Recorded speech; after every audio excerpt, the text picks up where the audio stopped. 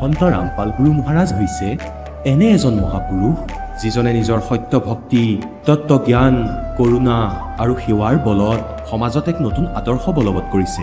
সন্ত ৰামপাল গুৰু মহাৰাজৰ নেতৃত্বত তেওঁৰ সকলো সৎলোক আশ্ৰমে কৰা বিস্ময়কৰ সমাজ কল্যাণমূলক কামে সমাজখনক সোণালী ভৱিষ্যতৰ এক নতুন আশা দেখুৱাইছে। সন্ত ৰামপাল গুৰু মহাৰাজৰ পৰা নাম দীক্ষা গ্ৰহণ কৰাৰ পিছত লাখ লাখ লোকৰ কৰ্কট ৰোগ, এইডছ আদি দুৰাৰোগ্য ৰোগ নিৰাময় হ'ল। সন্তজনাৰ জ্ঞানৰ পৰা অনুপ্ৰাণিত হৈ তেওঁৰ অনুগামীসকলে লাখ লাখ ইউনিট ৰক্তদান কৰে। সন্তজনাই লাখ লাখ ভগ্নী কন্যাৰ যৌতুকমুক্ত বিয়াৰ আয়োজন কৰালে। সন্তজনাই লাখ লাখ মানুহক ড্ৰাগছ আসক্তিৰ পৰা মুক্ত কৰিলে। কোটি কোটি ধ্বংসপ্ৰাপ্ত পৰিয়াল শান্তিত লাগিল। সন্তজনাৰ আশ্ৰমত সমাৱেশৰ সময়ত বিনামূলীয়া চকুৰ চিকিৎসা আৰু দন্ত চিকিৎসাৰ ব্যৱস্থা কৰা হয়। সন্ত ৰামপাল গুৰু মহাৰাজৰ দ্বাৰা পৰিৱেশ সুৰক্ষাৰ উদ্দেশ্যে সময়ে সময়ে বৃহৎ পৰিসৰত বৃক্ষৰোপণ কৰা হয়। সন্তজনাই আৰ্তজনক তাৎক্ষণিক সকাহ দিবলৈ এম্বুলেন্স সেৱা আৰম্ভ কৰিছিল। সন্তজনাই তেওঁৰ অনুগামীসকলক তেওঁলোকৰ শৰীৰ দান কৰিবলৈ অনুপ্ৰাণিত কৰে, যাতে মানৱতাৰ সেৱা আৰু চিকিৎসা ক্ষেত্ৰত উন্নতি কৰিব পৰা যায়। সন্ত ৰামপাল গুৰু মহাৰাজৰ সকলো আশ্ৰমত প্ৰতিদিনে বিনামূলীয়া ধৰ্মভোজৰ আয়োজন কৰা হয়, য'ত প্ৰতিবাৰেই প্ৰতিটো জাতি, প্ৰতিটো ধৰ্মৰ মানুহে একেলগে বহি ভোজন কৰে।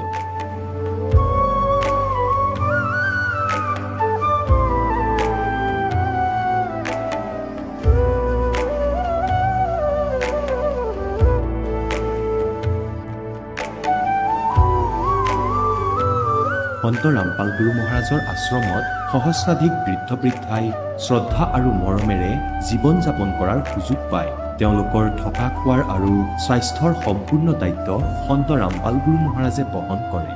অনাথ শিশুৰ বাবে সন্ত ৰামপাল গুৰু মহাৰাজৰ সকলো আশ্ৰম বিশেষ বৰদানতকৈ কম নহয়, য'ত তেওঁলোকক শিক্ষা, সংস্কাৰ আৰু ভৱিষ্যতৰ বাবে উন্নত সুবিধা প্ৰদান কৰা হয়।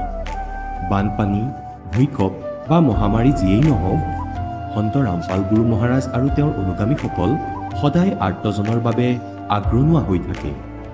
কোভিড মহামাৰীৰ সময়ত সন্ত ৰামপাল গুৰু মহাৰাজৰ আশ্ৰমৰ পৰা কোটি কোটি লোকক খাদ্য, ঔষধ আৰু জীৱন ৰক্ষক সামগ্ৰী যোগান ধৰা হৈছিল। দুখীয়াক সকাহ কৰাই হওক বা যিকোনো শোষিত বা নিপীড়িত শ্ৰেণীৰ অধিকাৰ আৰু মৰ্যাদাৰ বাবে যুঁজ দিয়াই হওক, সন্ত ৰামপাল গুৰু মহাৰাজে সদায় তেওঁলোকৰ সকলো ন্যায্য দাবী চৰকাৰৰ ওচৰলৈ লৈ গৈছে আৰু তেওঁলোকক উপযুক্ত ন্যায় প্ৰদানৰ ক্ষেত্ৰত গুৰুত্বপূৰ্ণ ভূমিকা পালন কৰি আহিছে। সমাজত আধ্যাত্মিক আৰু সামাজিক মূল্যবোধৰ প্ৰতি সজাগতা অনাৰ প্ৰতিটো পদক্ষেপতে সন্ত ৰামপাল গুৰু মহাৰাজ মানৱতাৰ প্ৰকৃত সেৱক হিচাপে প্ৰমাণিত হৈছে। সন্ত ৰামপাল গুৰু মহাৰাজৰ জীৱনে আমাক শিকাইছে যে প্ৰকৃত সেৱা সেইটোহে যিটো নিস্বাৰ্থভাৱে কৰা হয়।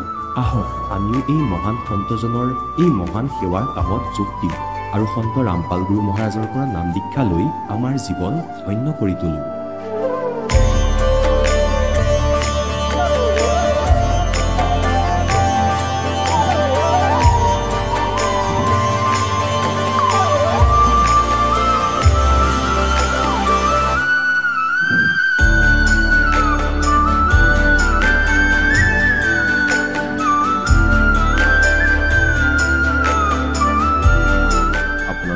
পৰিয়ালৰ সৈতে সৎলোক আশ্ৰমলৈ আন্তৰিকতাৰে আমন্ত্ৰণ জনোৱা হয়।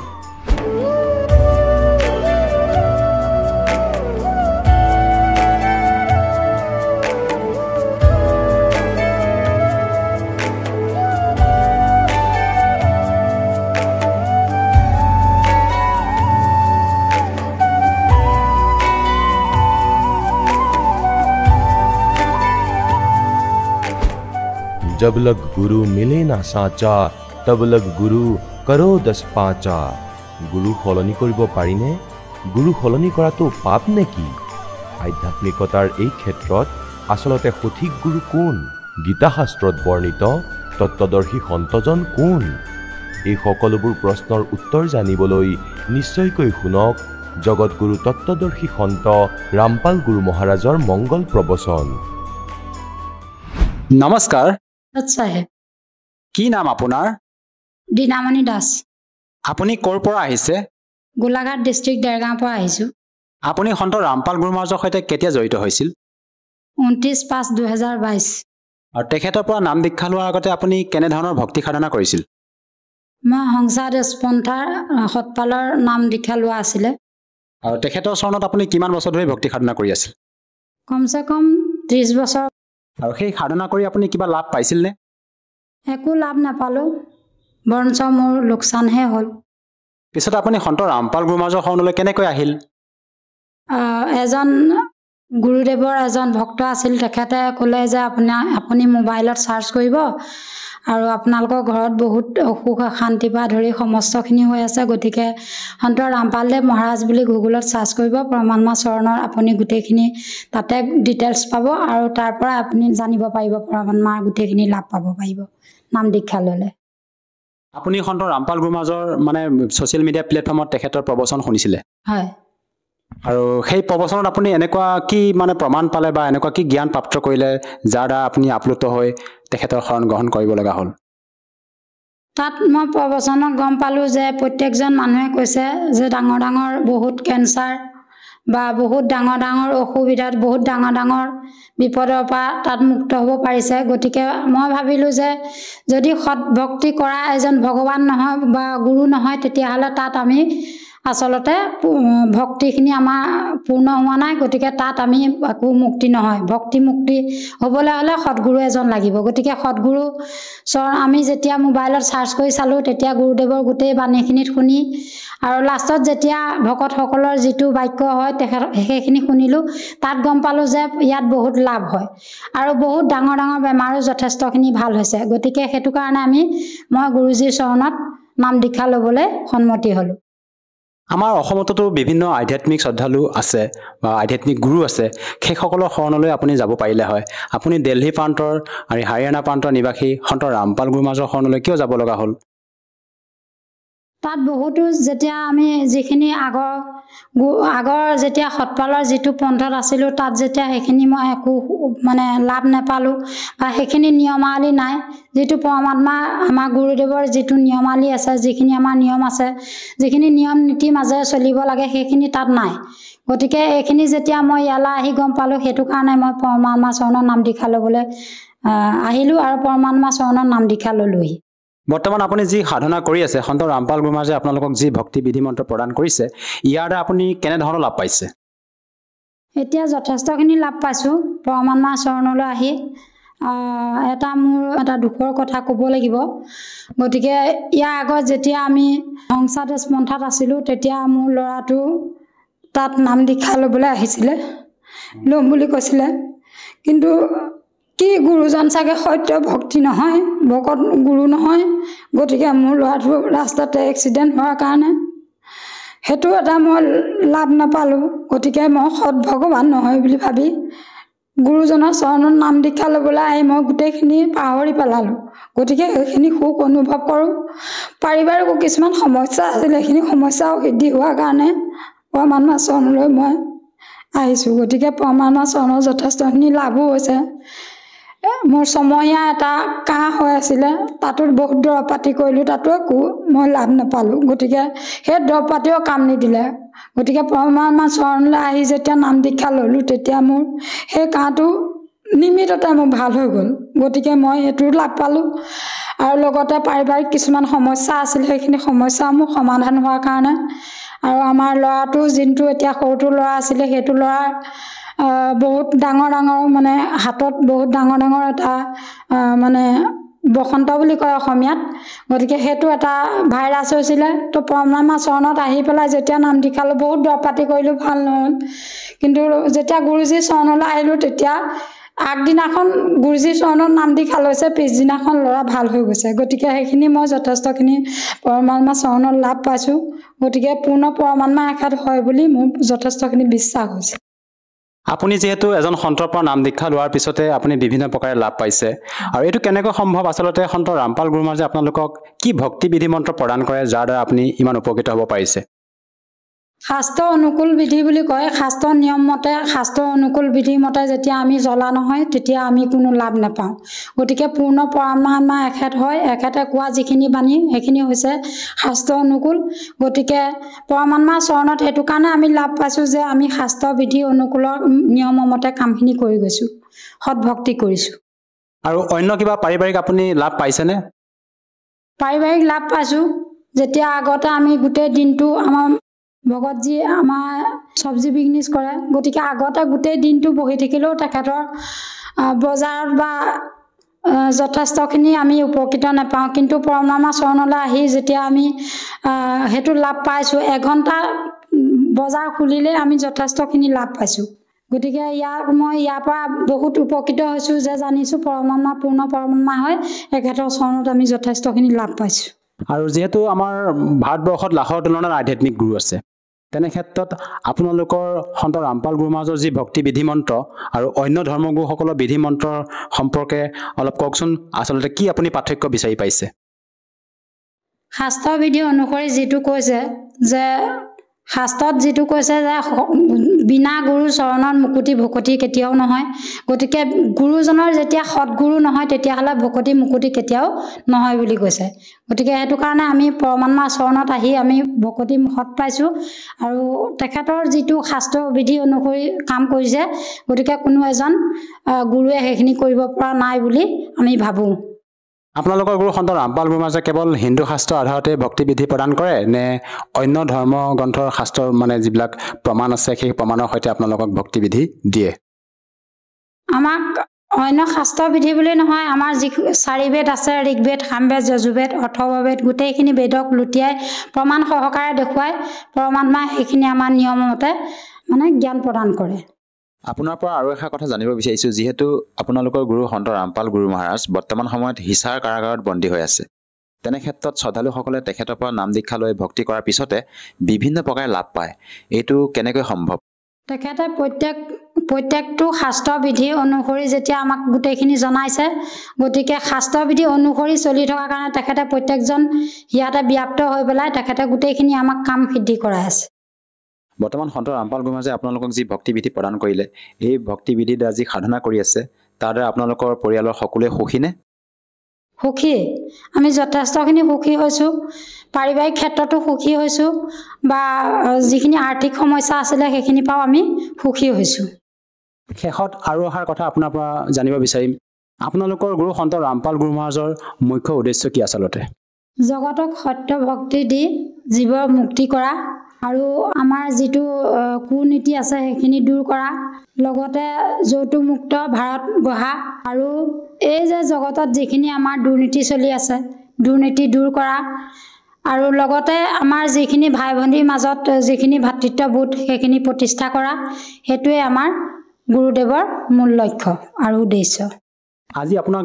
যিসকল দৰ্শকে টিভি স্ক্ৰীণত প্ৰত্যক্ষ কৰি আছে চাই আছে এনেকুৱা বহুত লোক আছে যিসকলে নেকি বিভিন্ন মাৰাত্মক ৰোগত আক্ৰান্ত হৈ মৃত্যুৰ সৈতে যুঁজি আছে সেইসকল লোকে আপোনাৰ দৰে উপকৃত হ'বলৈ আপুনি তেওঁলোকক কি বাৰ্তা দিব বিচাৰে মই যেনেকৈ আগত সৎপালদেৱৰ যেতিয়া মই সেইটো নাম লৈছিলোঁ তেতিয়া তাত মই একো লাভ নাপালোঁ লাভ নোপোৱাৰ কাৰণে মই সন্ত ৰামপালদেৱ মহাৰাজৰ চৰণলৈ আহিলোঁ সন্ত ৰামপালদেৱ মহাৰাজৰ চৰণত আহি মই ইমানেই লাভ পালোঁ মই এতিয়া আপোনালোকক সেইটো প্ৰকাশ কৰিব নোৱাৰিম গতিকে মোৰ এটা বিশেষ এটা মোৰ অনুৰোধ আছিলে যে মই যেতিয়া গুৰু সৎপালদেৱৰ চৰণত যেতিয়া নাম দীক্ষা লৈ আছিলোঁ তেতিয়া মোৰ ডাঙৰটো ল'ৰা দুটাই ল'ৰা মোৰ ডাঙৰটো ল'ৰা মোৰ যেতিয়া এক্সিডেণ্টত ডেথ হ'ল তেতিয়া মই বহুত হতাশ হৈ পৰিলোঁ তেতিয়া মই জানিলোঁ যে এজন আচলতে সৎগুৰু নহয় গতিকে মই একো লাভ নাপালোঁ তেখেতৰ চৰণত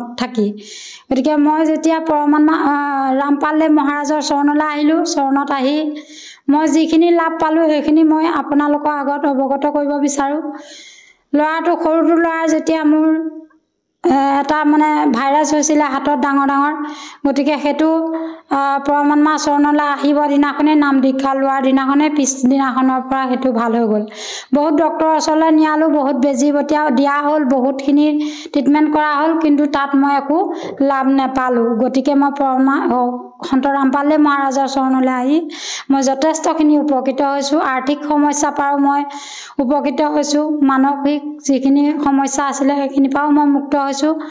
আৰু মই জগতৰ ভাই ভনীসকলক এইটোৱে ক'ব বিচাৰোঁ, আপোনালোকে যাতে সন্ত ৰামপালে মহাৰাজৰ চৰণলৈ আহক আৰু চৰণত আহি আপোনালোকে এই নাম দীক্ষা লওক। আৰু আপোনালোকেও এইখিনি মই যেতিয়া এইখিনি লাভ পাব পাৰিছোঁ, আপোনালোকেও যথেষ্টখিনি লাভ পাব পাৰিব বুলি মই পৰমাত্মা ৰামপালে মহাৰাজৰ চৰণত মোৰ এইটো বিশ্বাস আছে। আপুনি সন্ত ৰামপাল গুৰু মহাৰাজৰ পৰা নাম দীক্ষা লোৱাৰ পিছতে বিভিন্ন প্ৰকাৰে লাভ পাইছে। যদিহে কোনো লোকে তেখেতৰ পৰা বিনামূলীয়াকৈ সহজভাৱে নাম দীক্ষা ল'ব খোজে, কেনেকৈ ল'ব পাৰিব? বৰ্তমান যুগত সকলোৰে ঘৰে ঘৰে মোবাইল আছে আৰু ছ'চিয়েল মিডিয়াৰ যুগ। আজিকালি প্ৰত্যেকৰে ঘৰে ঘৰে মোবাইল আছে, প্ৰত্যেকৰে হাতে হাতে। গতিকে প্ৰত্যেকে ছ'চিয়েল মিডিয়াত আপোনালোকে চাৰ্চ কৰিব সন্ত ৰামপালে মহাৰাজী বুলি, আৰু তাতে প্ৰত্যেকটো বস্তুৱে আপোনালোকৰ তাত নাম্বাৰ থাকিব। নাম্বাৰত আপোনালোকে কণ্টেক্ট কৰিলে ওচৰৰ নামদান চেণ্টাৰত গৈ আপোনালোকে নাম দীক্ষা ল'ব পাৰিব। ধন্যবাদ থাকিল। এতিয়া জগতগুৰু তত্ত্বদৰ্শী সন্ত ৰামপাল গুৰু মহাৰাজৰ সৎসংগৰ মাধ্যমেৰে সেই অদ্বিতীয় আধ্যাত্মিক জ্ঞানৰ বিষয়ে জানি লওঁ, যাৰ মাধ্যমেৰে আপোনালোকেও প্ৰাপ্ত কৰিব পাৰিব এনেকুৱা আধ্যাত্মিক, মানসিক আৰু ভৌতিক সুখ যি এতিয়ালৈকে কেৱল আপোনালোকে মীৰাবাই, ধ্ৰুৱ, প্ৰহ্লাদ আদি কেইজনমান ভক্তৰ জীৱন কথাতহে শুনিছে। এতিয়া শুনক তত্ত্বদৰ্শী সন্তৰ সৈতে শাস্ত্ৰ অনুকূল ভক্তি সৎসংগ, এনেকুৱা অদ্বিতীয় আধ্যাত্মিক জ্ঞান যাৰ প্ৰমাণ আছে সকলো ধৰ্মৰ সকলো পবিত্ৰ শাস্ত্ৰত। আৰু কোনোবাই হুক্কা খায় আৰু কোনোবাই পাণ খাই পিকাই ফুৰে, ইয়াৰ লাভনো কি? খোৱা বস্তু আছে ৰুটি খোৱা, আপেল কমলা খোৱা, পাণ খাই মুখ ৰঙা কৰি পিক পেলাই বেয়া অৱস্থা কৰি দিয়া। এনেদৰেই ধপাত খায়, ধপাত কি খোৱা বস্তু? আপেল খোৱা, কমলা খোৱা, কাজু খোৱা। গতিকে এনেদৰে বেয়া বস্তুবোৰ ত্যাগ কৰিলে বহুত টকা ৰাহি হয়, আৰু সেই টকাখিনি পৰমাত্মাৰ বাবে অৰ্থাৎ অহা যোৱাৰ ভাড়া হিচাপে দি দিয়া। আপোনালোকে ইয়ালৈ অহাৰ যিটো ভাড়া, অহাৰ আৰু যোৱাৰ, সেয়াও ধৰ্মত আপোনাৰ পুণ্যত গণনা হ'ব। গতিকে পুণ্যাত্মাসকল যিসকলৰে জ্ঞান নাই তেওঁলোকেতো মায়া দেখে। এতিয়া যেনেকৈ এজন খেতিয়ক আছিল, এজন খেতিয়কে পথাৰত ঘেঁহু সিঁচি আছিল, আৰু ঘেঁহু কেনেকৈ সিঁচে? এডাল লোহাৰ পাইপৰ দৰে থাকে আৰু তাৰ ওপৰৰ অংশ চুঙাৰ দৰে হয়, ওপৰ ফালে খোলা, তলৰ ফালে পাইপ, আৰু শালৰ পিছত বান্ধি গৰু লগাই আৰু সেই পাইপত বীজ ঢালি মাটিত সিঁচি দিয়া হয়। শালৰ যি ব্লেডৰ অংশ ঘেঁহু ৰোপণ কৰি গৈ থাকে, এডাল লাইন টানি দিয়া হয় আৰু তাত ঘেঁহু দি গৈ থকা হয় বীজ, সেই ঘেঁহুৰ দানা, আৰু ওপৰৰ পৰা মাটি অট'মেটিকেলি আহি যায়। এনেকুৱা এজন ব্যক্তি আছিল যিজনৰ চহৰতে জন্ম আৰু চহৰতে ডাঙৰ দীঘল হৈছিল, আৰু তেওঁৰ চাকৰি হ'ল ইয়াত এটা ৰুৰেল ক্ষেত্ৰত, গ্ৰামীণ ক্ষেত্ৰত। তেওঁ প্ৰথমবাৰ গাঁৱলৈ আহিছিল নিজৰ ডিউটিৰ বাবে। তেওঁ দেখিলে যে খেতিয়কে খেতি পথাৰত ঘেঁহু সিঁচি আছিল। তেওঁ দেখি থিয় হৈ গ'ল যে কি কৰি আছে। তেওঁ দেখিলে যে ঘেঁহুবোৰ এখন মোনাত ভৰাই থৈছে আৰু তাৰ পৰা উলিয়াই পাইপৰ মাধ্যমেৰে মাটিত ৰুই আছে, মাটিত সিঁচি আছে। তেতিয়া তেওঁ সেই চহৰৰ মানুহজনে ক'লে যে ৰ'বা ৰ'বা ৰ'বা। খেতিয়কজন ৰৈ গ'ল আৰু সুধিলে কি হ'ল। খেতিয়কজনে ভাবিলে যে কিবা ৰাস্তাৰ কথা সুধিব নিশ্চয়। তেওঁ কাম ৰখাই দিলে। তেওঁ সুধিলে যে কি কৰি আছা? ক'লে মই ঘেঁহু সিঁচি আছোঁ।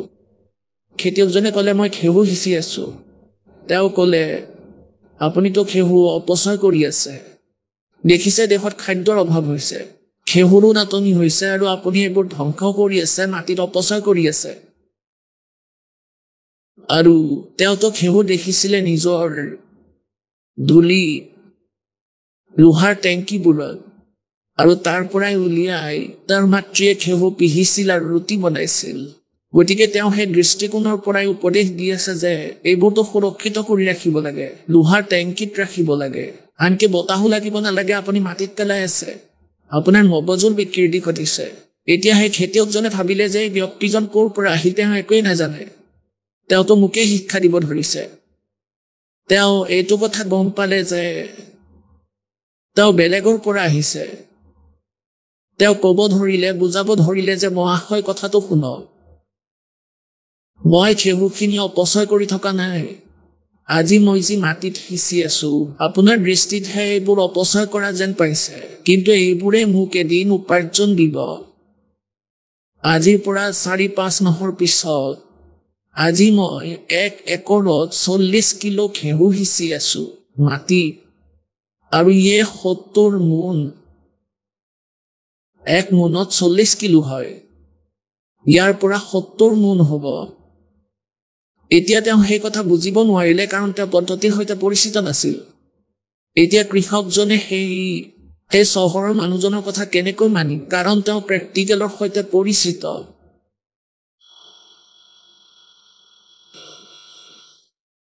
গতিকে 4-5 মাহৰ পিছত তেওঁ যেতিয়া আহিল, তেওঁ দেখুওৱা হ'ল যে ঘেঁহুবোৰ পকি উঠিছে।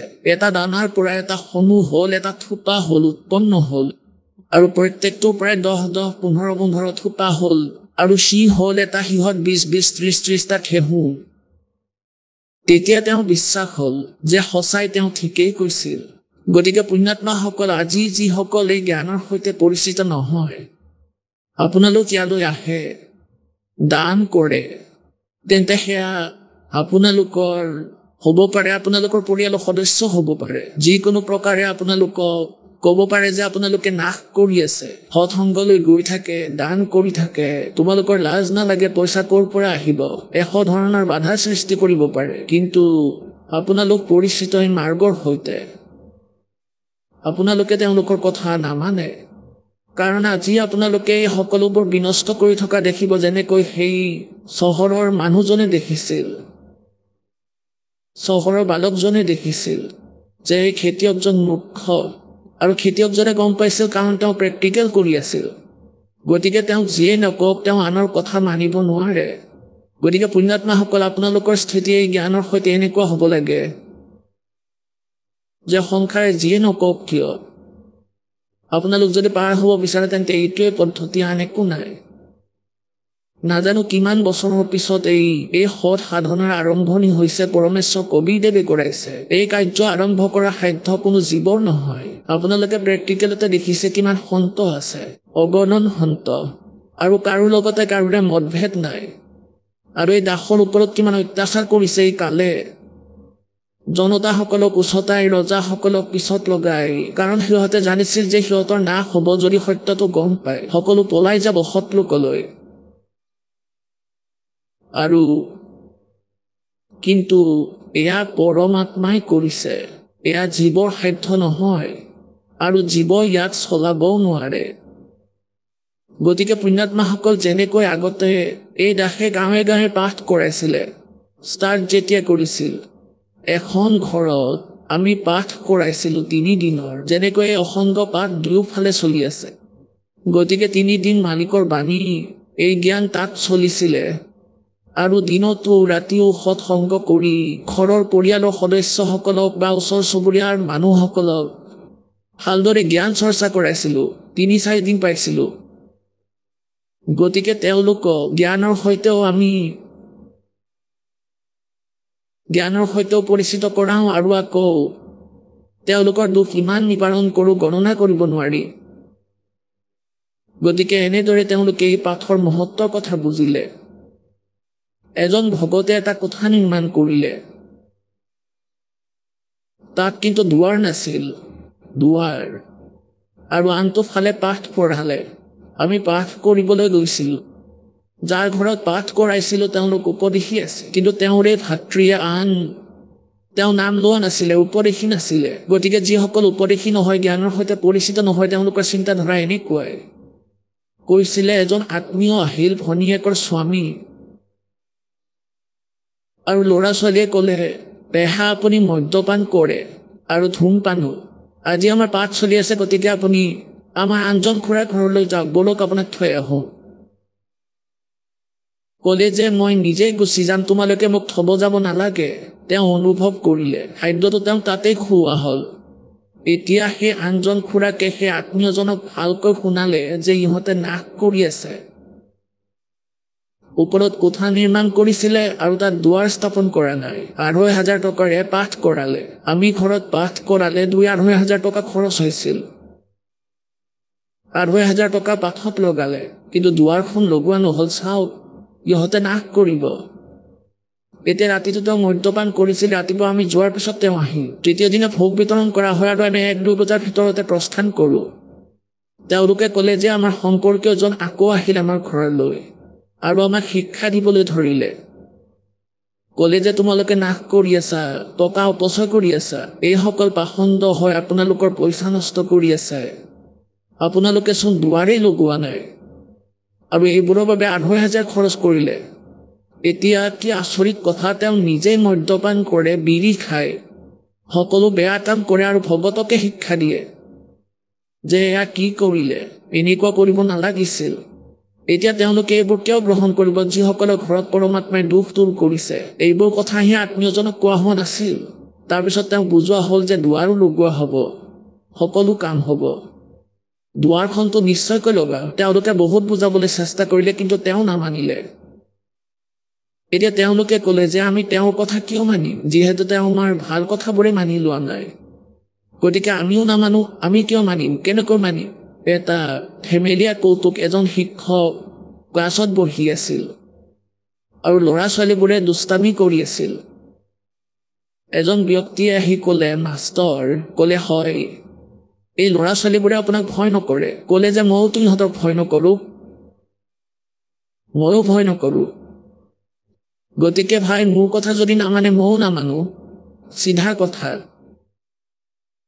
এতিয়া পৰমাত্মাই কি কয় लागी का मार्गे और है लगे चोट काल जा करके लागी का मार्गे और है लगे चोट कले जा करके लगे चोट काल जा करके लगे चोट काल जा करके लागी का मार्गे और है लगे चोट कले जा करके बन बीच भरतरी भूप ने एक मारा ताण निशाना बन बीच भरतरी भूप ने एक मारा ताण निशाना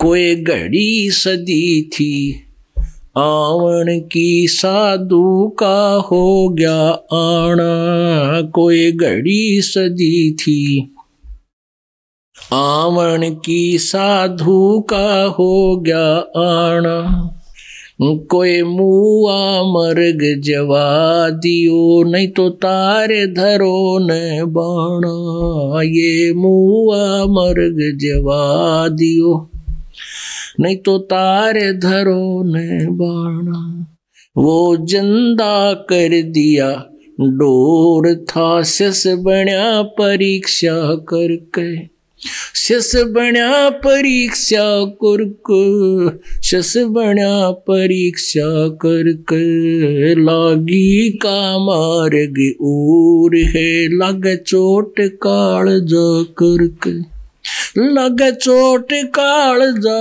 करके लग चोट कले जा करके लागी का मार्ग और है लग चोट कले जा करके गोपी चंद योगी हो गए जिन ले लिया भगमा बाणा गोपी चंद योगी हो गए जिन ले लिया भगमा बाणा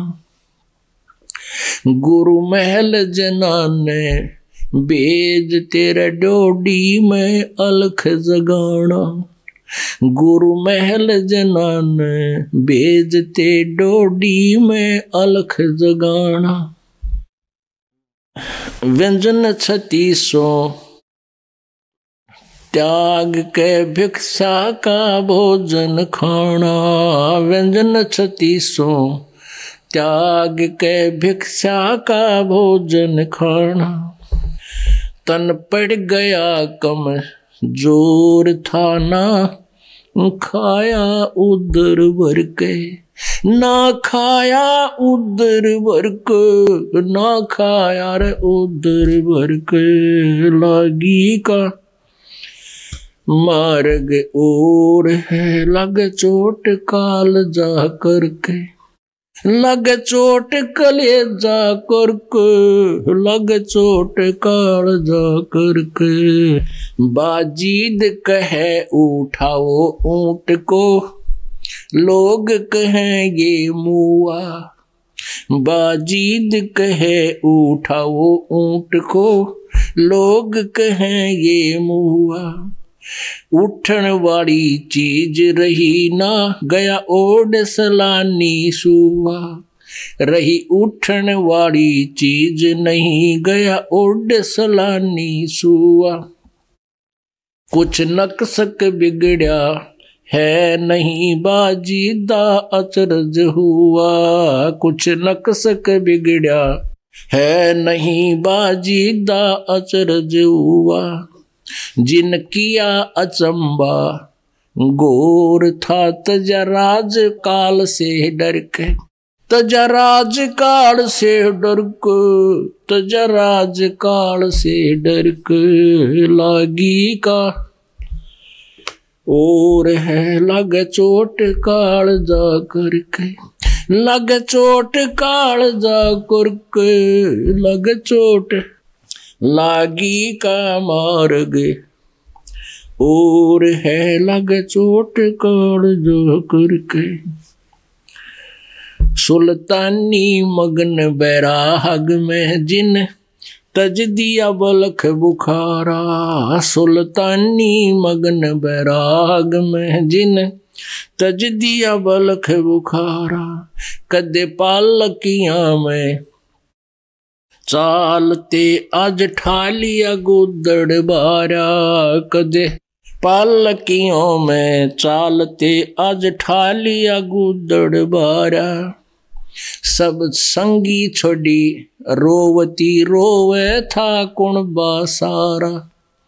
सब संगी छोड़ी रोवती रोवे था कुण बासारा। शोर मचारणे वास में ना देखा पीछा फिर के, ना देखा पीछा फिर के, ना देखा रे पाछा फिर के। लागी का मार्ग और है लग चोट काल जा करके, लग चोट काल जा करके, लग चोट काल जा करके। कुएं में शेख फरीद ने किसी मीठी बोली बासा। कुएं में शेख फरीद ने कैसी मीठी बोली बासा। तुम चुन चुन कागा खाली और मेरे हाडा पर का मासा। तुम चुन चुन कागा खाली और मेरे हाडों पर का मासा। मेरे दो नैना मत छेड़ना मोहे राम मिलन की आशा। मेरे दो नैना मत छेड़ना मोहे राम मिलन की आशा। उन करी तपस्या घोर थी। वो होए आसरे और के, वो ओए आसरे हर के, वो होए आसरे हर के। लागी का मार्गे और है लग चोट काल जा करके, लग चोट काल जा करके, लग चोट काल जा करके। लागी का मार्गे और है लग चोट काल जा करके। पिपा दरिया में कूद गए रजिन कैसी करी डठाई। पिपा दरिया में कूद गए रजिन कैसी करी डठाई। वो नर पाड़ा जीत गए जिन सर धड़की रबाजी लाई। वो नर पाड़ा जीत गए जिन सिर धड़की बाजी लाई।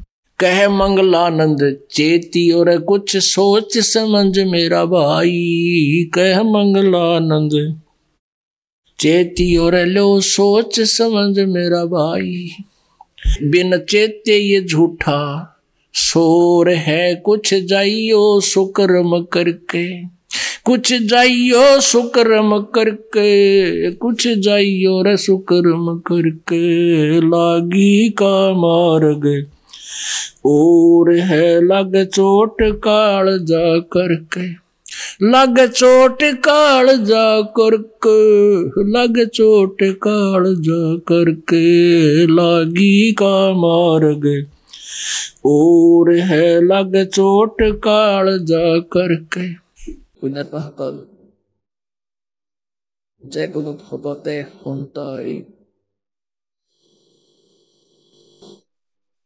যেনেকৈ আগতে যিসকল সন্ত আছিল তেওঁলোকেও পৰমাত্মাৰ সন্ধানতে লাগি আছিল আৰু যিবোৰ কথা কাহিনী শুনিছিলে তাৰ ওপৰত শব্দ বনালে ইয়াত বহুত ধুনীয়া চিত্ৰণ কৰিলে তেওঁলোকে কিন্তু এতিয়া ইয়াত কি কি প্ৰমাণ দিছে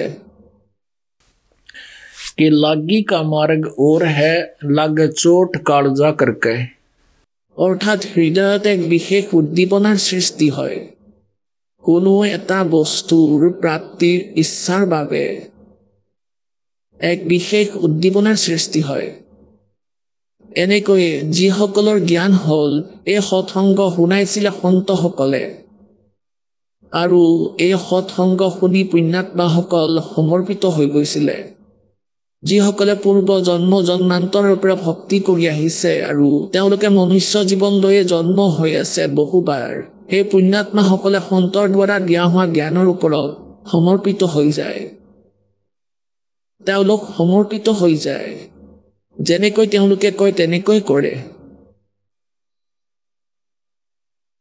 যেনেকৈ গোপীচন্দ নামৰ এজন ৰজা আছিল যিদিনাই তেওঁ জ্ঞান পালে সেইদিনে ৰাজ্য ত্যাগ কৰিলে সন্তান থকা ব্যক্তি আছিল 15-16 গৰাকী পত্নী আছিল ল'ৰা ছোৱালী আছিল ঠিক এনেকৈ ভৰ্থাৰী আছিলে তেওঁ ৰজা আছিলে তেওঁ জ্ঞান প্ৰাপ্ত কৰি ৰাজ্য ত্যাগ কৰিলে দুয়োজনে গোৰখনাথ দেৱৰ পৰা উপদেশ লৈছিল গোৰখনাথ দেৱৰ লগত সিদ্ধি আছিল সিদ্ধিৰ বাবে তেওঁ বহুত সুপ্ৰসিদ্ধ হৈ গৈছিল আৰু যি জ্ঞান গোৰখনাথ দেৱৰ আছিল তেওঁ দুয়োগৰাকী শিষ্যক কৈ দিছিল এতিয়া না গোৰখনাথ দেৱে মুক্তি পালে না গোপী চান্দ আৰু ভৰদ্ৰীয়ে পালে তেওঁৰ ওচৰত নিশ্চয় সিদ্ধি আছিল যি কাৰণত তেওঁ এতিয়াও জন্ম আৰু মৃত্যু চক্ৰত ভ্ৰমিত হৈ আছে এনেকৈ এজন ৱাজিত নামৰ ৰজা আছিল তেওঁৰো জ্ঞান হ'ল যেতিয়া তেওঁ এটা উট মৰি গ'ল তেওঁৰ যাত্ৰাৰ তেওঁ কৰবালৈ গৈ থাকোঁতে যাত্ৰা লৈ গৈছিল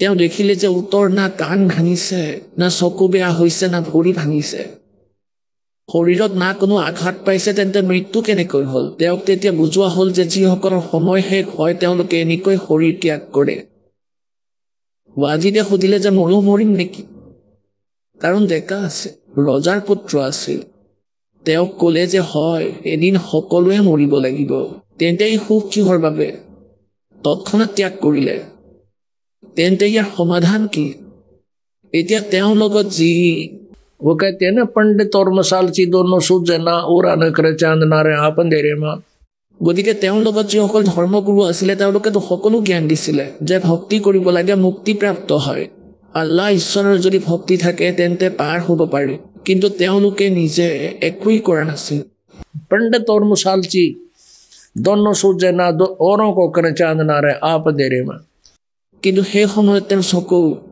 খোল খালে সেইদিনাই ৰাজ্য ত্যাগ কৰি জংঘললৈ গুচি গ'ল এতিয়া জংঘলতনো কোনজন ভগৱান আছে যে গ'লেই পাব এই প্ৰাণীবোৰে কেৱল এনেকৈ ভ্ৰমিতহে হৈ আছে তালে ভ্ৰমিত কৰি আছে এতিয়া আমাৰ ওপৰত পৰমাত্মাৰ দয়া হৈছে কাৰণ আমি তেওঁৰেই সন্তান যিসকল পুণ্যাত্মাই আজিয়ে দাসে দিয়া সত্য জ্ঞানৰ জৰিয়তে ভক্তি কৰি আছে আৰু 2 বছৰ 4 বছৰ 5 বছৰ কৰিও যদি পলাই যায় বা যিকোনো কাৰণতে মিছগাইডেড হৈ যায় তেতিয়া সিহঁত কালৰ জালত পৰে তেওঁলোকৰ ইমান উপাৰ্জন হৈ যায় যেনেকৈ এটা সৎনামৰ উপাৰ্জন কিমান যেতিয়া আপুনি এটা শ্বাস নিশ্বাসত সৎনামৰ জপ কৰে ইয়াৰ কিমান মূল্য আপোনালোকে প্ৰাপ্ত কৰে कहते हैं सतनाम पालड़े रंग होरी हो 14 लोक चढ़ावे राम रंग होरी हो 3 लोक पासंग धरे रंग होरी हो तो न तुले तुलाया राम रंग होरी हो কোৱা হয় যিদিনা তুমি এই নকলি হোলী খেলা উদযাপন কৰা ৰং সানা এজনে আনজনক কয় যে সেয়া নহয় ৰাম নামৰ হোলী যিয়ে সৎনাম পাইছে তেওঁলোকৰ ঘৰত হোলী অৰ্থাৎ সুখ আহিব অন্যথাই সংসাৰত সুখ নাহে এজন ভগতে কৈ আছিল যে আমাৰ 7 বছৰ হৈ গ'ল আমি হোলী অথবা আন কোনো উৎসৱ উদযাপন কৰা নাই কাৰণ আমাৰ ঘৰত মানুহ মৰিছে দাদাৰ ল'ৰা ঢুকাইছে মোৰ নিজৰ ভাইটিৰো মৃত্যু হৈছে যোৱা বছৰ মোৰ ভনীজৰ মৃত্যু হ'ল মোৰ ভনী বিধৱা হৈ গ'ল আৰু তাৰ পিছৰ বছৰ আকৌ আমাৰ ঘৰত মৃত্যু হ'ল 7 বছৰ হ'ল আমি উৎসৱ উদযাপন কৰা নাই গতিকে পুণ্যাত্মা সকলে কি উৎসৱ উদযাপন কৰিবা परमात्मा नानक साहब जी कहते ना जाने काल की कर डारे किस भी रजा पासावे और जिनाते सरते मौत खुड़क दी उन्होंने केड़ा हासावे যিসকলৰ পৰা মানুহ মৰিছে তেওঁলোকে উদযাপন নকৰে কিনো হ'ল তাতে তথাপিও উদযাপন কৰক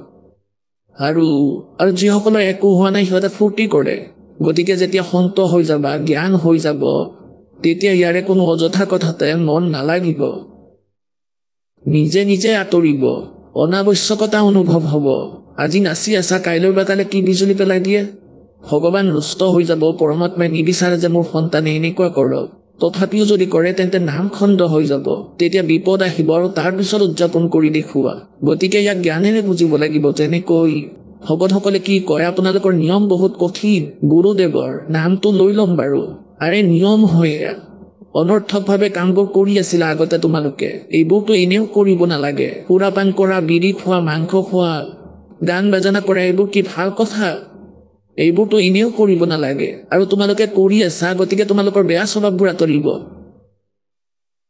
গতিকে এই প্ৰকাৰে যি প্ৰসংগ চলি আছে আমি তালৈ আহোঁ ना जाने काल की कर डाले किस भी रजा पासावे जिनाते सरते मौत खुड़क दी उन्होंने केड़ा हासावे এতিয়া মানুহে কিনো ফূৰ্তি কৰিব এয়া সেইবাবে আমি আপোনালোকক বুজাব চেষ্টা কৰি আছো যে আমি এইবোৰ কাম কৰিব নালাগে আমি পৰমাত্মাক ভয় কৰি চলিব লাগে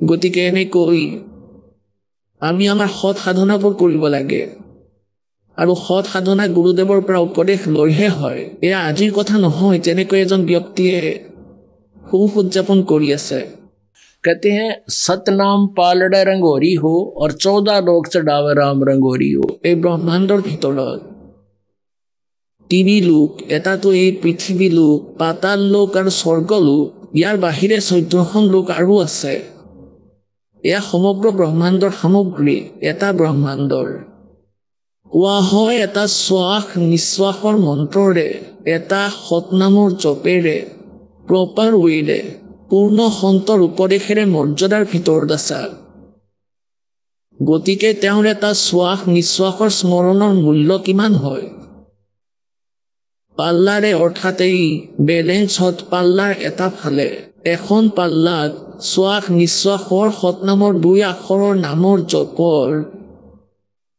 মূল্য পাল্লাৰ এটা ফালে ৰাখা ঠিক তেনেকৈ আনটো ফালে 14 লোক উঠাই দিয়া 14 লোকত কি লোক আছে যেনেকৈ শিৱদেৱৰ লোক ব্ৰহ্মাদেৱৰ লোক বিষ্ণুদেৱৰ লোক দুৰ্গাৰ লোক ব্ৰহ্ম লোক আৰু এয়া আৰু যেনেকৈ স্বৰ্গ বেলেগকৈ ইয়াৰ আগলৈ আৰু ডিভাইডেশ্যন আছে আৰু য'ত কাল থাকে তাকো বেলেগ লোক বুলিয়ে কোৱা হয় গতিকে এনেকৈ 14 লোক তলতে আতল বাতল আৰু বেলেগকৈ 6খন আৰু আছে তলত 7খন পাতাল লোক গতিকে এনেকৈ 14খন লোক কোৱা হয় পাল্লাৰ এটা ফালে ৰাখি দিয়া এই 3 লোক পৃথিৱী স্বৰ্গ আৰু পাতাল ইয়াক আপোনালোকে ফেৰ বুলি ধৰক এতিয়া পাছংক ডিফাইন কৰিব লাগিব কাৰণ আপোনালোকে পাছং দেখাই নাই এতিয়াতো ইলেক্ট্ৰনিক বেলেঞ্চ আহি গৈছে এই পাল্লা আহি গ'ল ওজন কৰিবলৈ আমি দেখিছোঁ ইয়াৰ আগতে এটা লাঠিৰ দৰে আছিল লাঠি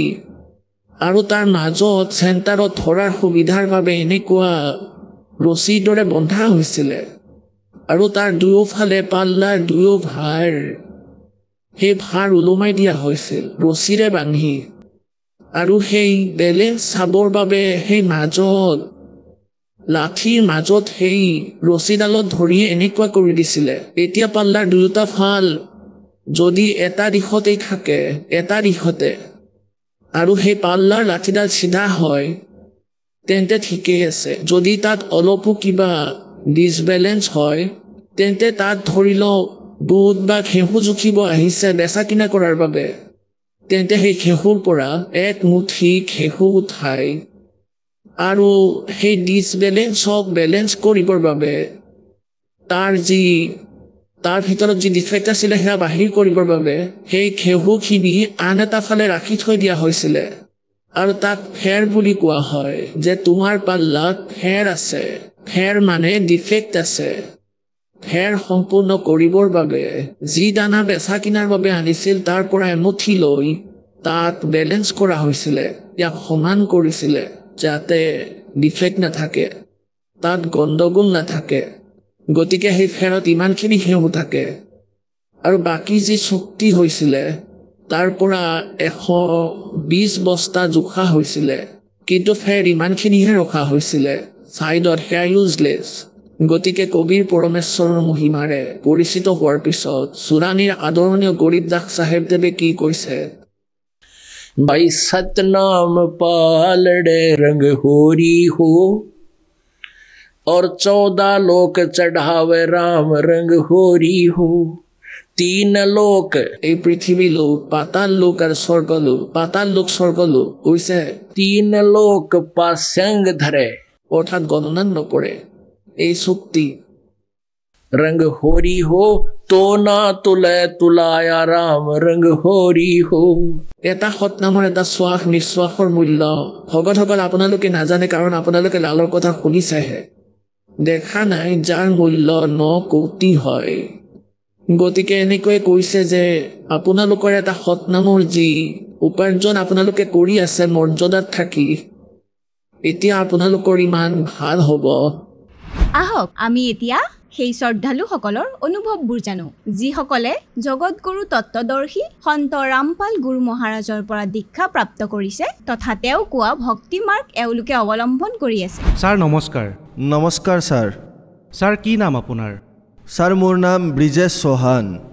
ছাৰ ক'ৰ পৰা আহিছে আপুনি হয় মই উত্তৰ প্ৰদেশ দিৱাৰিয়া ডিষ্ট্ৰিক্টৰ পৰা আহিছোঁ সন্ত ৰামপালদেৱ মহাৰাজৰ লগত কেতিয়াৰ পৰা জড়িত হয় মই 24/6/2010 পৰা জড়িত হৈছোঁ ছাৰ সন্ত ৰামপালদেৱ মহাৰাজৰ পৰা নাম দীক্ষা লোৱাৰ আগতে আপুনি কি ভক্তি সাধনা কৰিছিল ছাৰ মই সন্ত ৰামপালদেৱ মহাৰাজৰ পৰা নাম দীক্ষা লোৱাৰ আগতে মই সকলো দেৱী দেৱতাৰে ভক্তি কৰিছিলোঁ ছাৰ আপুনি কৈছে যে আপুনি দেৱী দেৱতাৰ ভক্তি কৰিছিলে তেন্তে সন্ত ৰামপালদেৱ মহাৰাজৰ পৰা নাম দীক্ষা কিয় ল'লে আপুনি ছাৰ এনেকুৱা কাৰণ যে মই 2009ত পাছপৰ্ট বনাইছিলোঁ আৰু মই যাবলগীয়া আছিল চৌদিত আৰু তাত মোৰ মেডিকেল ৰিপৰ্ট HIV পজিটিভ আহিল যদি সকলো দেৱী দেৱতাৰে ভক্তি কৰাৰ পিছতো মোৰ এনেকুৱা ভয়ানক বেমাৰ হ'ব পাৰে তেন্তে সেই দেৱী দেৱতাসকলৰ ভক্তি কৰি একো লাভে নাই সেইকাৰণে মই সন্ত ৰামপালদেৱ মহাৰাজৰ চৰণলৈ আহিলোঁ আৰু তেওঁৰ পৰা নাম দীক্ষা ল'লোঁ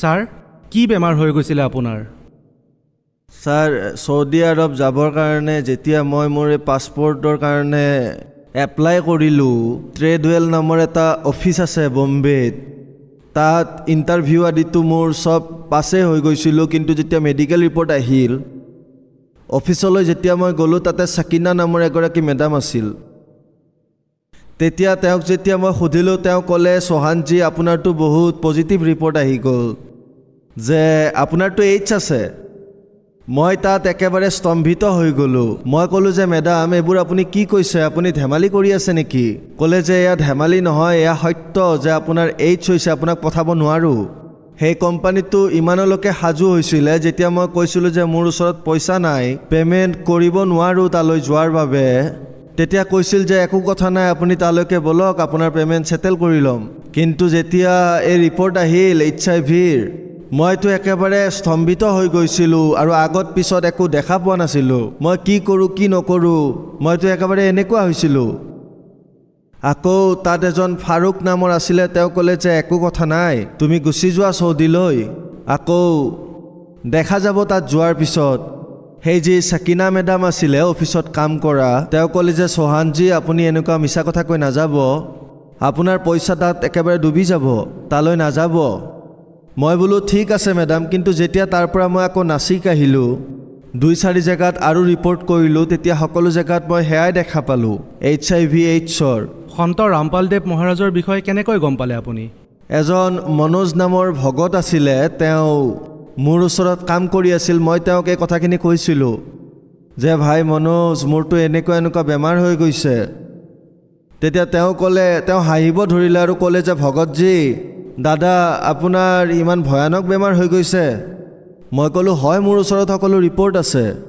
ক'লে যে একো কথা নাই, আপুনি বৰবালা আশ্ৰমলৈ বলক, তাত ৰামপাল নামৰ এগৰাকী সন্ত আছে, যদি তাৰ পৰা আপুনি নাম দীক্ষা লৈ ভক্তি কৰে তেন্তে আপোনাৰ কল্যাণ হ'ব পাৰে। মই পিছত ক'লোঁ যে ভাই ইয়াৰতো একো ঔষধহে নাই, সমগ্ৰ বিশ্বতে একো ঔষধ নাই, মইতো একেবাৰে ভাগি গ'লোঁ, মোৰ সৰু সৰু ল'ৰা ছোৱালী আছে, সিহঁতৰ এতিয়া কি হ'ব? মোৰ ঘৰৰ মানুহে এনেইতো কৈয়ে আছিলে যে মই মাদক দ্ৰব্য পান কৰোঁ এনেকুৱা। তেতিয়া তেওঁ কি কৈ আছিলে যে ভাই, ই যদি মৰি যায় ইয়াৰ ল'ৰা ছোৱালীৰ দ্বাৰা ই ভিক্ষা খুজাব বাতি লৈ। এতিয়া ল'ৰা ছোৱালীৰো হাহাকাৰ, ইপিনে AIDS-ৰ কোনো চিকিৎসা নাই।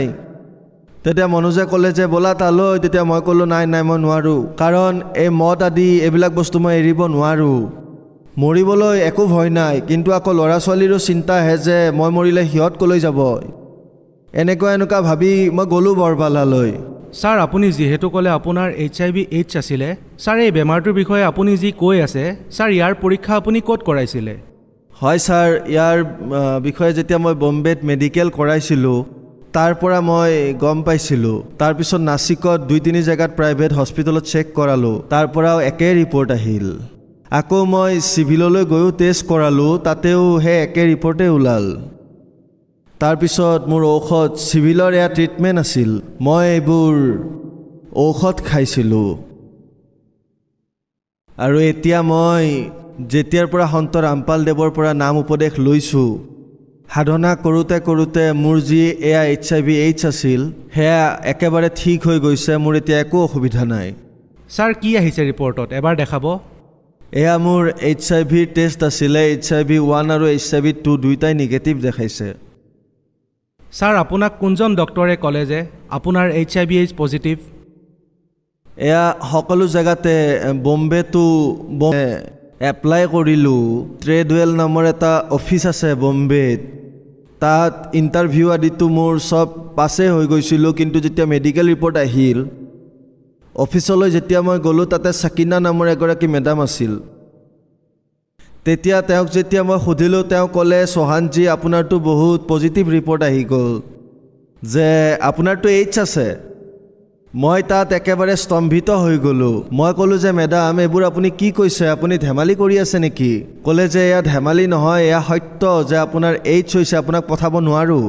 সেই কোম্পানীটো ইমানলৈকে সাজু হৈছিলে, যেতিয়া মই কৈছিলোঁ যে মোৰ ওচৰত পইচা নাই, পে'মেণ্ট কৰিব নোৱাৰোঁ তালৈ যোৱাৰ বাবে, তেতিয়া কৈছিল যে একো কথা নাই, আপুনি তালৈকে বলক, আপোনাৰ পে'মেণ্ট ছেটেল কৰি ল'ম। কিন্তু যেতিয়া এই ৰিপৰ্ট আহিল HIV-ৰ, মইতো একেবাৰে স্তম্ভিত হৈ গৈছিলোঁ আৰু আগত পিছত একো দেখা পোৱা নাছিলোঁ। মই কি কৰোঁ কি নকৰোঁ মইতো একেবাৰে এনেকুৱা হৈছিলোঁ। আকৌ তাত এজন ফাৰুক নামৰ আছিলে, তেওঁ ক'লে যে একো কথা নাই, তুমি গুচি যোৱা চৌদিলৈ, আকৌ দেখা যাব তাত যোৱাৰ পিছত। সেই যি চাকিনা মেডাম আছিলে অফিচত কাম কৰা, তেওঁ ক'লে যে চৌহানজী আপুনি এনেকুৱা মিছা কথা কৈ নাযাব, আপোনাৰ পইচা তাত একেবাৰে ডুবি যাব, তালৈ নাযাব।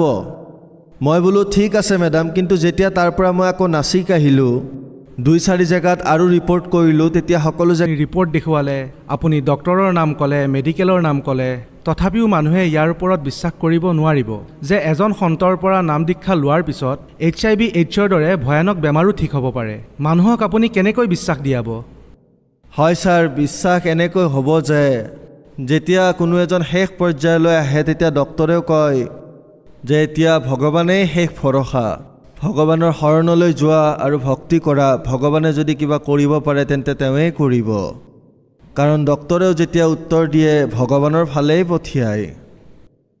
ছাৰ, আপোনাৰ ক'ৰবাত নহয় ক'ৰবাত এনেকুৱা লাগে নেকি যে যদি আন সন্তৰ পৰাও নাম দীক্ষা ল'লেহেঁতেন তাতেও আপোনাৰ বেমাৰ ভাল হ'লহেঁতেন? নাই, কাৰণ তেওঁলোকৰ ওচৰত কোনো প্ৰমাণেই নাই আৰু তেওঁলোকে যি সাধনাৰ কথা কয় সেয়া ভুল। আৰু এই যি আমাৰ গুৰু সন্ত ৰামপালদেৱে কয় তাৰ প্ৰতিটো শব্দৰ তেওঁ প্ৰুফ কৰি কয়। সেইকাৰণে সন্ত ৰামপালদেৱ মহাৰাজে যি সাধনাৰ কথা কয় সেয়া 101% সত্য সাধনাৰ কথা কয়, বাকী আন কাৰো ওচৰতে এয়া প্ৰুফ নাই। সেইকাৰণে তেওঁলোকৰ ওচৰত গৈও একো লাভ নাই। ছাৰ, আমি যেতিয়া সন্ত ৰামপালদেৱ মহাৰাজৰ অনুগামীসকলৰ লগত কথা পাতোঁ, তেওঁলোকৰ ইণ্টাৰভিউ লওঁ, সকলো শিষ্যই কিবা নহয় কিবা লাভ নিশ্চয় পাইছে, যিবোৰ শুনি যিকোনো মানুহেই আচৰিত হৈ যায়। যেনেকৈ আপুনি ক'লে আপোনাৰ HIV/AIDS পজিটিভ আছিলে, যেতিয়া আপুনি সন্ত ৰামপালদেৱ মহাৰাজৰ পৰা নাম দীক্ষা ল'লে আপোনাৰ যি HIV/AIDS আছিলে তাত নিগেটিভ ৰিপৰ্ট আহিল আৰু আজি আপুনি একেবাৰে সুস্থ। ছাৰ, আজি আপোনাৰ পৰা এইটোও জানিব বিচাৰিছোঁ যে সন্ত ৰামপালদেৱ মহাৰাজৰ পৰা নাম দীক্ষা লোৱাৰ পাছত আপোনাৰ আৰু কি কি অভিজ্ঞতা হ'ল? হয় ছাৰ, মোৰতো অনুভৱ বহুত হৈছে। যেতিয়া সন্ত ৰামপালদেৱ আছিলে আশ্ৰমত, তেখেতৰ সৎসংগ চলি আছিল, মই আশ্ৰমলৈ গৈছিলোঁ। হঠাৎ মোৰ পেট ইমান বিষালে যে মই সহ্য কৰিব পৰা নাছিলোঁ। তাত 10 বাৰ উঠোঁ আৰু বাথৰুম যাওঁ, উঠোঁ বহোঁ, মোৰ একেবাৰে ভাল লগা নাছিলে, ইমান বিষ হৈছিল।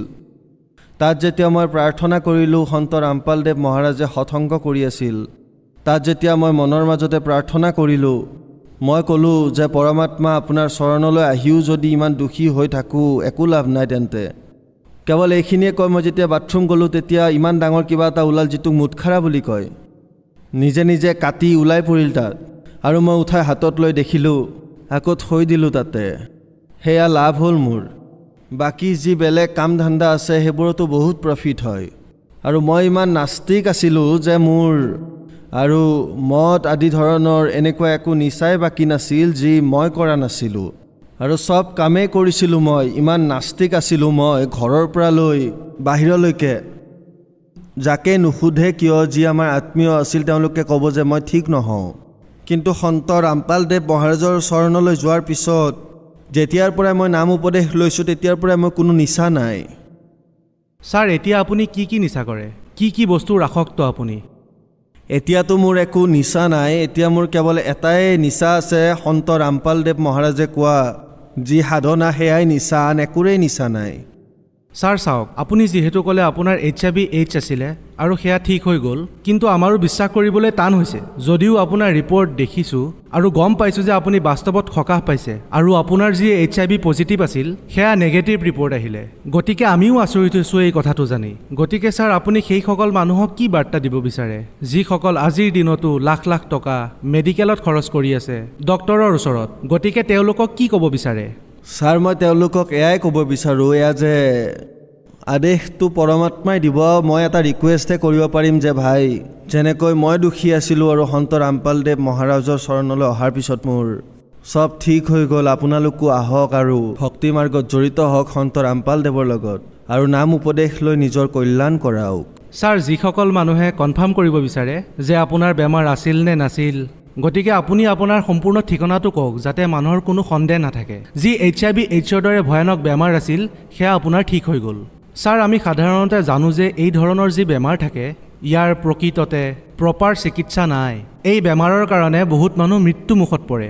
গতিকে আপোনাৰ যিটো সম্পূৰ্ণ ঠিকনা সেয়া মানুহক কওক যাতে তেওঁলোকে আপোনাৰ পৰা কনফাৰ্ম কৰিব পাৰে যে আপোনাৰ যি বেমাৰ আছিলে সেয়া বাস্তৱত ঠিক হৈ গৈছে। হা ছাৰ, মোৰ এড্ৰেছ হ'ল চৈয়গ নিবাস, উত্তম নগৰ, চিৰিকো। মোৰ মোবাইল নম্বৰ হ'ল 9850690053। এয়া মোৰ মোবাইল নাম্বাৰ, আৰু যদি কোনোবাই মোক ফোন কৰি কনফাৰ্ম হ'ব বিচাৰে হ'ব পাৰে, আৰু মই ডক্তৰৰ লগতো কথা পতাই দিব পাৰোঁ, সকলো কথা তেওঁৰ দ্বাৰা কনফাৰ্ম কৰাব পাৰোঁ। ছাৰ, আপুনি সন্ত ৰামপালদেৱ মহাৰাজৰ পৰা নাম দীক্ষা লোৱাৰ পাছত এই লাভ পাইছে। আজিৰ দিনত যদি কোনোবাই এই লাভ সন্ত ৰামপালদেৱ মহাৰাজৰ পৰা ল'ব বিচাৰে তেন্তে তেওঁ কেনেকৈ ল'ব পাৰিব? কাৰণ সন্ত ৰামপালদেৱ মহাৰাজটো জেলত আছে, গতিকে তেওঁলোকে কেনেকৈ নাম পাব যেনেকৈ আপুনি পালে? ছাৰ সন্ত ৰামপালদেৱ মহাৰাজৰ বিভিন্ন চেনেলত সৎসংগ আহে তাত তেওঁলোকৰ ফোন নম্বৰ দিয়া থাকে আৰু তেওঁলোকক তাৰ পৰা কণ্টেক্ট কৰি খবৰ কৰি আৰু তাৰ পৰা খবৰ ল'ব পাৰে প্ৰতিখন জিলাত প্ৰতিখন ঠাইতে নামদানৰ স্থল আছে উপলব্ধ তেওঁলোকে কৈ দিব আৰু তাৰ পৰা আপোনালোকে নামদান প্ৰাপ্ত কৰিব পাৰে ছাৰ নাম দীক্ষা লোৱাৰ বাবে কিমান পইচা দিব লাগে ছাৰ তাততো এনে এটকাও দিব নালাগে তাৰ সকলোবোৰ ব্যৱস্থা ফ্ৰী অফ কষ্টে হয় তাত একো পইচা নিবিচাৰে আপোনাক বহুত বহুত ধন্যবাদ সৎ চাহেব